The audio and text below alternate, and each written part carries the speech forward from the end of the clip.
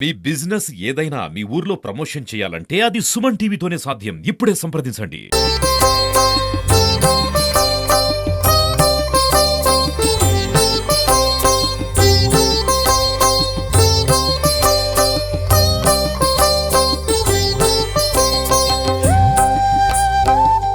Suman TV this is సత్యం ప్రసాద్.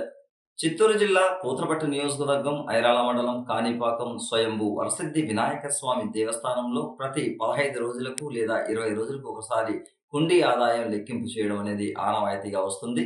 ఈ నేపథ్యంలో గత 24 రోజులకు సంబంధించిన హుండీ ఆదాయం లెక్కింపులో భాగంగా 1,80,00,000 రూపాయల ఆదాయం వచ్చినట్లు ఈవో పెంచల కిషోర్ తెలియజేశారు.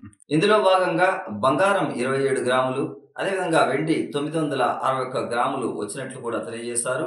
గో సంరక్షణ హుండీ ద్వారా 9,525 రూపాయలు ఆదాయం వచ్చిందని వెల్లడించారు. నిత్యాన్నదానం హుండీ ద్వారా 41,517 రూపాయల ఆదాయం రాగా, ఫారిన్ కరెన్సీల ద్వారా యుఎస్ఏలో $804, అదేవిధంగా ఆస్ట్రేలియాలో $780, ఇక యుఏఈలో 5 దీనార్లు, కెనడాలో $20, ఇంగ్లాండ్లో 10 పౌండ్లు, అదేవిధంగా యూరోలో 15 యూరో వచ్చినట్లు కూడా తెలియజేశారు. మొత్తానికి కాణిపాకం ఆలయంలో విదేశీ కరెన్సీల ద్వారా కూడా మనకు ఆదాయ మార్గాలు రావడం అనేది ఒక గమనార్హం. ఇందులో భాగంగా పెంచల కిషోర్ తన ఆలయ సిబ్బందితో కలిసి ఈ కార్యక్రమాన్ని పకడ్బందీగా నిర్వహించినట్లు వెల్లడించారు.